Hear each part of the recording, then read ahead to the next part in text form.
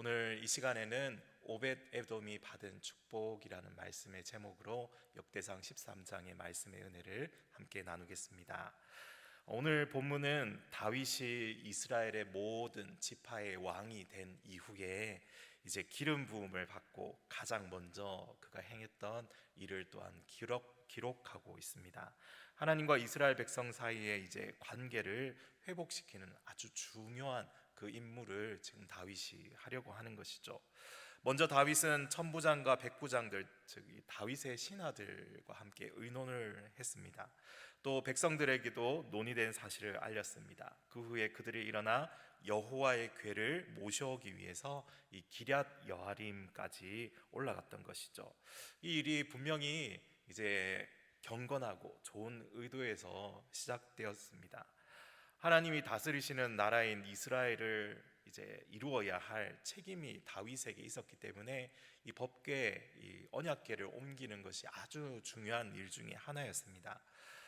이제 수도에 법궤를 모셔와서 그 언약궤를 중심으로 임재하시는 여호와 하나님께 제사를 드리는 그 예배의 회복이라는 부분에서 참이 필요한 일이었습니다. 그의 그런 의도와 생각이 좋았지만 그런데 그 방법에 있어서 잘못되었기에 오늘 본문에서 보았던 이 베레스 우사, 하나님께서 우사를 치시는 이러한 사건이 일어납니다. 이 사건이 이스라엘의 영적인 이 무지 속에서 벌어진 일이었음을 우리가 또 기억하는 사건 중에 하나인 것이죠. 그들이 하나님의 말씀을 따라 이 방법들을 행하지 않고 살지 않고 인간적인 방법으로 이 하나님의 일을 하려고 했기 때문에 지금 이런 일이 벌어졌다는 것입니다. 오늘 말씀에서는 다윗과 그의 이 신앙에 대해서 우리가 다루기보다는 대조적인 두 가문에 대해서 사실 좀 초점을 맞추어 보려고 합니다. 하나는 아비나답의 가문이었다면 그 반대에 있는 가문은 이제 오벳 에돔의 가문과 그의 아들들입니다. 자, 먼저 첫 번째로 오늘 말씀을 통해서 먼저 아비나답의 가문에 속한 이 우사의 죽음에 대해서 먼저 우리가 생각해 보려고 합니다. 이런 예가 있었는데요. 어떤 비행기 조종사가 훈련을 받는데 교관이 이렇게 알려줬습니다. 비행 중에는 절대로 자신의 감을 믿지 말라고, 계기판을 믿고 따라야 한다고, 반드시 그렇게 따라야 한다고 이제 교관이 이 훈련을 받는 이제 조종사에게 이야기해 준 것입니다. 그리고 이제 처음 이 사람이 비행을 하게 되는데 갑자기 큰 이 구름 속으로 이 비행기가 들어가게 되었고, 이 앞에는 아무것도 보이지 않는, 시야가 완전히 제한된 그런 상황에 처하게 된 겁니다. 그런데 이 느낌상으로는 분명 이 비행기가 반대 방향으로 이렇게 가고 있는 것 같은, 이 계기판을 보니까 또 정상적으로 날아가고 있더라는 겁니다. 이 순간적인 느낌을 따라야 할까, 계기판을 따라야 할까, 이 온갖 고민, 왜냐하면 이 한순간에 추락할 수도 있기 때문이죠. 그래서 이 순간적인 느낌에 따라서 비행기 방향을 돌리고 싶었지만 그 교관의 말이 생각나서 계기판대로 비행을 했다고 합니다. 나중에 구름을 빠져나와서 보니까 자기 느낌이 틀렸고 계기판의 방향이 맞았다는 것을 발견했던 것이죠. 여러분, 나의 생각, 감정, 느낌, 상식, 경험도 사실 아주 소중한 자산들입니다. 그런데 하나님의 말씀은 더욱 소중한 줄 믿습니다. 하나님은 우리가 당신의 말씀대로 믿고 따르기를 원하시는 것이죠. 그래서 법궤를 옮길 때에는 하나님께서 또한 정해두신 방법이 있더라는 것입니다. 무슨 방법입니까? 바로 레위인들 그 중에서도 이 고핫 자손이 이 어깨로 그것을 옮기도록 하나님께서 이미 다 방법을 이제 말씀해 주셨다는 것이죠. 그런데 지금 이 사건에서 누가 이 법궤를 끌고 가고 있습니까? 이 새로 만들어진 멋들어진 그 수레에 소가 그 법궤를 지금 이렇게 실어 가고 있습니다. 이것이 문제였던 것이죠. 민수기 4장 15절 말씀에 보면 이렇습니다. 진영을 떠날 때에 아론과 그의 아들들이 성소와 성소의 모든 기구 덮는 일을 마치거든 고앗 자손들이 와서 맬 것이니라. 그러나 성물은 만지지 말라. 그들이 죽으리라. 회막 물건 중에서 이것들은 고앗 자손이 맬 것이며, 여러분 생각해 보면은 수레로 끄는 게 쉬울까요? 아니면 레위 지파 중에서 고앗 자손을 찾아서 그 어깨에 메고 가는 것이 쉬웠을까요? 이 소가 끄는 멋진 수레에 끌고 가는 것이 더 편리하고 쉽습니다. 구하기 쉽기 때문이죠. 만들기도 쉽고요. 금상첨화라는 말처럼 새로 만든 그 멋들어진 수레에 이 법궤를 실어서 가니까 얼마나 폼도 나고 보기도 좋았겠습니까? 예전에 엘리 제사장 시절에 블레셋 사람들이 전쟁에 승리한 적이 있었죠. 그때 이 법궤를 끌고 나가서 이스라엘 자손이 쫄딱 패망하고는 또 법궤까지도 빼앗기는 사건이 있었습니다.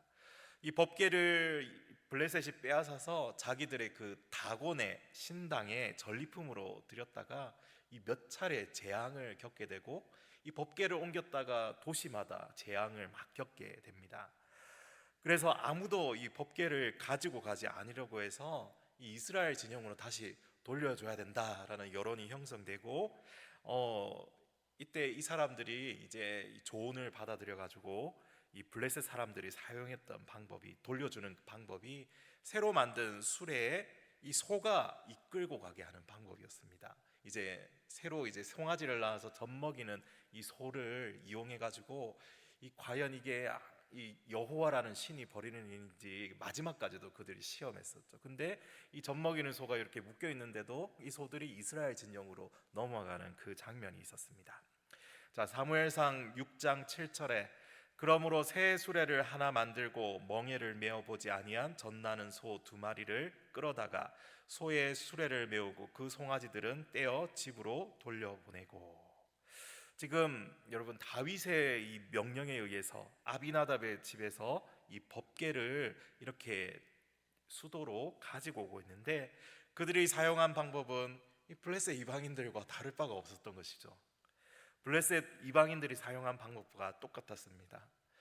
이게 무엇을 알려주냐면요, 얼마나 이들이 하나님의 말씀, 그 율법에 무지했는지를 지금 사실 알려주고 있는 장면입니다.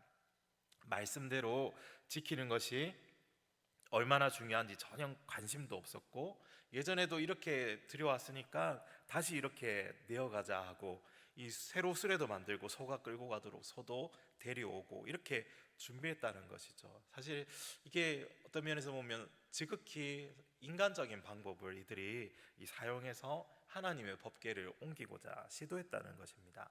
반면에 하나님의 방법은 무엇이었습니까? 율법에 기록된 대로 보면 모세와 아론에게 명령한 대로 레위인 그들 중에서도 고핫 자손 그들이 어깨에 이 법궤를 메고 가야 한다는 것입니다. 그런데 그들이 이 명령을 어긴 것입니다. 또한 함부로 이 성물을 만지지 말라 너희가 죽을까 하노라 그 말씀을 몰랐던지 아니면 그런 게 어딨어 하며 무시했던 것 같습니다. 그리고 결정적으로 이 우사가 급하니까 자신의 손을 써서 하나님의 임재의 상징인 그 법궤를 이렇게 손대고 말았던 것이죠. 하나님께서는 그런 우사를 치셨습니다. 법궤를 옮겼던 우사는 또 아히오는 아비나답의 아들들이죠. 법궤는 오랫동안 이 아비나답의 집에 아마 모셔져 있었을 것입니다. 어디서 알 수 있냐면 사무엘상 7장 1절에 이렇게 기록되어 있기 때문입니다. 기럇 여아림 사람들이 와서 여호와의 궤를 옮겨 산에 사는 아비나답의 집에 들여놓고 그의 아들 엘리아사를 거룩하게 구별하여 여호와의 궤를 지키게 하였더니. 거의 어떻게 보면은 이 이스라엘과 이제 블레셋 전쟁이 있은 이후에 그 다곤의 신상에 모셔지고 이런 이 시간들이 아마 수십 년이 아마 지났을지도 모르겠습니다. 이렇게 뭐 10여 년, 수십 년 동안 법궤가 이 아비나답의 집에 지금 보관되어 있었습니다. 아마 우사는 어릴 때부터 법궤 곁에서 자랐다고 해도 과언이 아니겠죠. 추측해 보건대. 그런데도 아무런 주의를 기울이지 않고 있다는 것, 그와 그의 집안이 얼마나 사실 영적으로 무지했는지 사실 알 수 있는 그러한 대목인 것이죠. 그러니까 하나님의 율법 즉 말씀을 제대로 배우지 않았든지 아니면 말씀은 듣되 그 말씀의 중요성을 새겨 듣지 않았다는 것을 우리가 생각해 볼 수 있습니다. 그래서 이들이 인간적인 이 편법을 동원해서 수레와 이 송아지를 이 소로 이끌었던 것이죠. 우리도 살아가다 보면 때로는 쉬운 길을 놓아두고 돌아서 가야 할 때가 참 많은 것 같습니다. 우리 생각해 보면 그렇죠. 내가 그리스도인만 아니었어도 얻을 수 있었던 큰 이득을 포기해야 될 때도 좀 많은 것 같아요. 하나님께서 이 하나님의 우리 또 말씀대로 살아가려다 보면은 이 마음 한구석에는 아쉽고 아까운 마음이 들 때도 사실 얼마나 많은지 모르겠습니다. 하지만 우리는 이 웃사가 걸었던 그 길을 결코 걸어가면 안 되겠습니다. 말씀대로 살아가는 길, 믿음으로 선택하는 길을 우리가 살아가야 한다는 것이죠. 세상적인 방법으로, 인간적인 방법으로, 또 편한 길로, 편법으로 그렇게 살아가는 것은 성도의 길이 결코 아니라는 것을 우리가 여기서 묵상해 볼 수 있는 것이죠. 하나님의 말씀을 떠나서 새로 만든 수레와 황소는 우리가 철저히 버려야 합니다. 마찬가지로 우리 안에 내재하고 있는 세상적인 방법과 원리들은 그리스도인이 된 우리가 계속해서 철저하게 분별하고 버려가야 할 대상들이라는 것이죠. 그 대신에 우리는 어떻게 해야 합니까? 마치 고앗 자손의 어깨에 하나님의 법궤를 메고 걸어가야 하듯이 우리 역시 주님이 주시는 그 십자가를 어깨에 지고 걸어가야 하는 것이죠.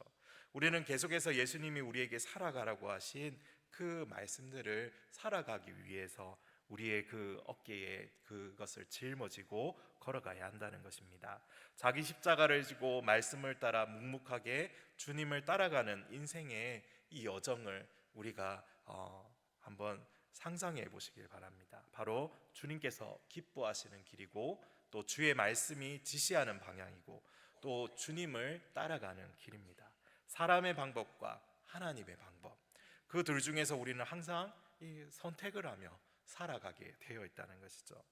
이 아비나답의 집안에서 일어난 베레스 우사의 이 비극은 하나님의 말씀을 외면하고 무시하고 또는 무지하여서 하나님의 치심을 입은 한 사람 또는 한 가문의 모습을 보여주는 그러한 교훈인 것입니다.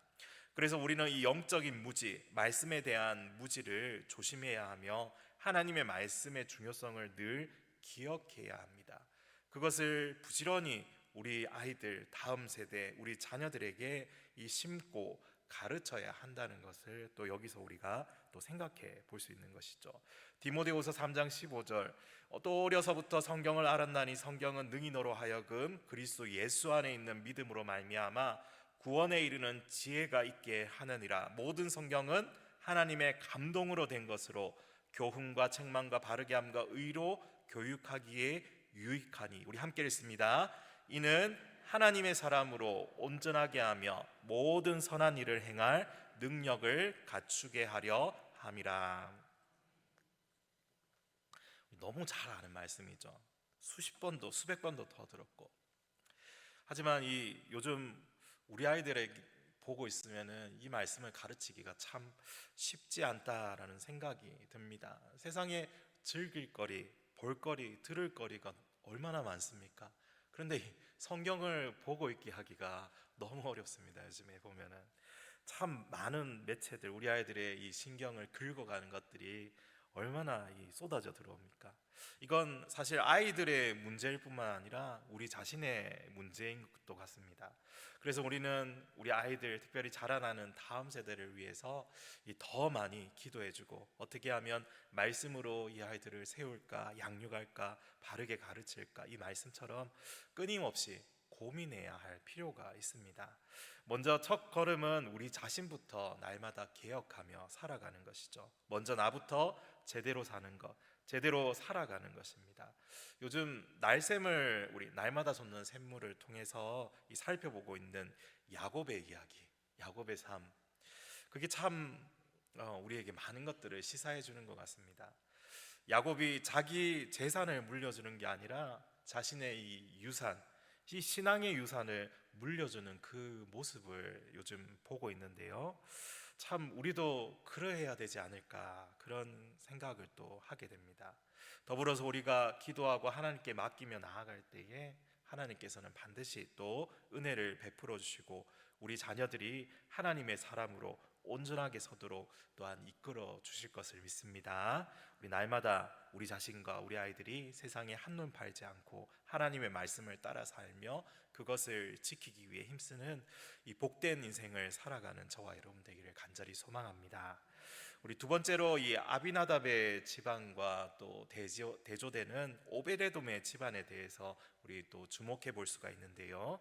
왜냐하면 이 법궤가 아비나답의 집에 수십 년 동안 보관되어 있었지만 이 아비나답의 집안이 복을 받았다, 이 말씀 한 번도 찾아본 적이 없는 것 같습니다, 성경을 읽으면서. 반면에 이 겨우 석 달 동안 법궤를 모신 오베데돔의 집안은 이 성경 곳곳에 기록되어 있습니다. 이 성경을 읽어보신 이 통독하시는 분들은 놀랄 겁니다. 여기도 오베데돔이 있네 이러면서 이 역사서에는 너무나 자주 나오기 때문입니다. 그래서 이제 어떤 복을 그들이 받았는지 성경이 증언하고 있는 것이죠. 우리 13절에 보면 다윗이 궤를 옮겨 자기가 있는 다윗성으로 메어들이지 못하고 그 대신 가드 사람 오벳 에돔의 집으로 메어가니라. 여기서 시작되었습니다. 여기에서 왜 오벳 에돔의 집안이 복을 받았는가, 우리는 그 단서를 한번 생각해 볼 수가 있습니다. 대신해서 가드 사람 오벳 에돔의 집으로 메어가니라. 이 메어간다라는 말이 뻗다 기울다라는 의미를 가진 것인데요, 이 가던 길에서 기울어져 갔다는 겁니다. 가던 길은 그대로 가는 게 아니라 가던 길에서 이렇게 기울어져 갔다는 것이죠. 목적지를 변경하고 길을 바꾸어서 간 것입니다. 그리고 특별히 여기에서 여러분 다윗이 어떤 명령을 내리는 것을 볼 수가 있습니까? 오베데돔 이리 와봐, 네가 이거 가지고 가, 이거 정리해, 이런 말이 하나도 나오고 있지 않다는 것이죠.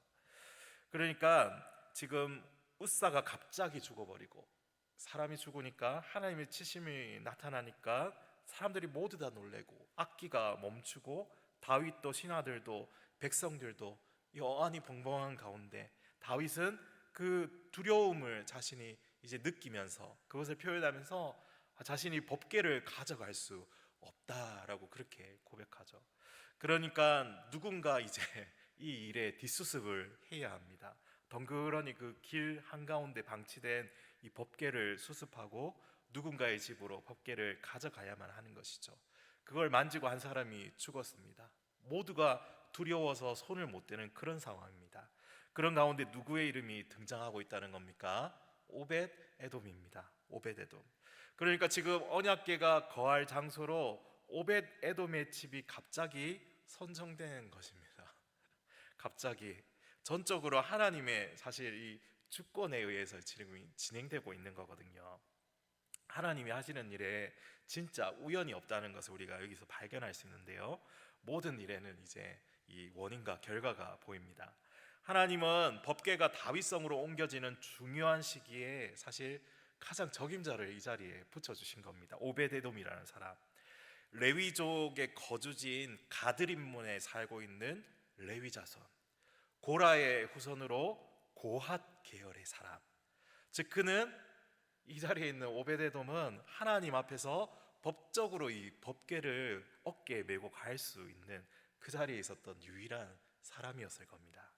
또한 성경이 다 말해주고 있지 않지만 다윗이 오베데돔에게 법궤를 가지고 가라고 명령하지 않았습니다. 이 부분을 좀 우리가 멈추어서 묵상해 보면 고핫의 자손인 오베데돔과 그의 자녀들이 아무도 하려고 하지 않는 이 일에 앞장서서 수습하고 행하지 않았을까, 그렇게 생각해 볼 수 있는 여지가 있습니다.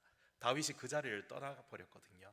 내가 어찌 하나님이 거룩한 이제 언약궤 법궤를 가지고 갈 수 있겠느냐 하면서 두려움에 떠났습니다. 그 수습을 오베데돔이 이제 묵묵하게 한 것이죠. 율법을 잘 알고 있었던 것 같습니다. 율법을 잘 알고 있던 이 고핫의 자손 오베데돔이 거룩하신 하나님에 대한 두려움으로 아무도 나서서 하지 않는 그 일을 자신이 나서서 근처에 있는 자기 집으로 법궤를 메고 간 것이 아닐까, 우리는 충분히 이 묵상해 볼 수 있는 부분입니다. 14절 말씀에 법궤를 옮긴 후에 그 후에 일이 나옵니다. 석 달 동안 하나님은 오베데돔의 이 집에 모든 소유에 복을 내리십니다. 성경이 자세하게 말씀해 주지 않지만 그가 어떻게 이 법궤를 모셨는지 아마 알 수 있는 부분이죠. 율법에 다 준수해가지고 어떤 사람에게는 수십 년 동안 아무런 일도 없었는데, 어떤 사람에게는 석 달 동안 수많은 이 축복이 주어졌다는 것, 이게 사실 우리에게는 참 의미심장한 것이죠. 이 말씀을 통해 우리는 아비나답의 가문처럼 수십 년 동안 법궤를 모셔도 아무런 은혜와 복을 누리지 못한 사람이 있지만, 반대로 오베데돔의 가문처럼 적극적인 그 신앙의 태도와 하나님의 말씀을 지키는 그 생활 속에서 하나님의 복과 은혜를 누리는 사람도 있다는 사실을 여기서 우리가 깨달을 수 있는 것입니다. 마치 오늘의 이 말씀은 우리에게 아주 오래된, 그렇지만 항상 변치 않았던 이 신앙의 원리를 가르쳐 주고 있는 것 같습니다. 이 오베데돔에 관한 나머지 기록은 역대상 26장에 또 이어서 나오고 있습니다. 역대상 26장 4절부터 8절 말씀을 보면요, 오베데돔의 아들들은 맏아들 스마야와 둘째 여호사밧과 셋째 요아와 넷째 사갈과 다섯째 느다넬과 여섯째 암미엘과 일곱째 이사갈과 여덟째 부울레데니, 이는 하나님이 오베데돔에게 복을 주셨습니다. 그의 아들 스마야도 두 아들을 낳았으니 그들의 조상의 가문을 다스리는 자요 큰 용사라. 스마야의 아들들은 오드니와 르바엘과 오벳과 엘사밧이며, 엘사밧의 형제 엘리우와 스마가는 능력이 있는 자이니 이는 다 오벳 에돔의 자손이라.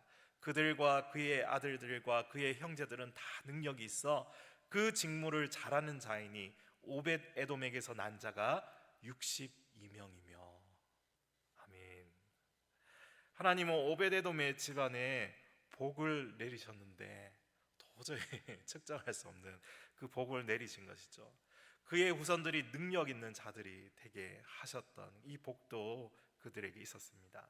그들이 하나님의 일에 어떻게 쓰임 받았는지 성경이 낱낱이 추적해서 기록하고 있다는 것을 우리는 또 주목해 볼 수 있는데요, 특별히 그들이 하나님의 성전을 지키는 성전 문지기가 되었다라는 부분이 또 흥미롭습니다. 성막 시대에는 이 고앗 자손에게 주어진 임무가 항상 성막이 이동하기 때문에 어디든지 그들은 성물을 옮기는 일을 맡을 수 있었는데요, 그러나 이 솔로몬 시대 이후에는 어떻습니까? 더 이상 성물과 이 법궤가 이동하지 않습니다. 이제 앞으로는 이 실업자가 될 신세. 그런데 그들에게는 새로운 사역이 주어지죠. 찬양대가 되고 성전 문지기가 되고 창고를 지키는 일이 그들에게 주어진 겁니다. 성전 문지기는 하나님과 세상에 속된 것을 분리시키는 아주 중요한 일을 하는 사람들이죠. 문지기들이 성전의 강문에서 또 창고에서 할례받지 않은 이방인이나 죄를 범하고 회개치 않는 자들의 이 출입을 통제하였기 때문입니다. 만일 이들의 이 통제가 없다면 하나님의 이 거룩한 성전은 죄인들에 의해서 이제 마구 짓밟히게 되는 것이죠. 그렇게 될 경우에 예루살렘 성전은 더 이상 이 하나님을 경배하는 거룩한 장소가 될 수 없을 뿐만 아니라 하나님의 은혜를 베푸시는 이 속죄소로서의 기능을 또 발휘하지 못하게 되는, 사실 이런 이 중요한 직책을 하나님께서 그들에게 맡기셨다는 겁니다. 하나님은 이들에게 복을 주셨고 오벳에돔의 자손들은 능력 있는 사람들이 되어서 하나님의 성전 출입과 중요한 기구들이 있는 이 창고를 지키는 사람들로 삼아 주셨다는 것이죠.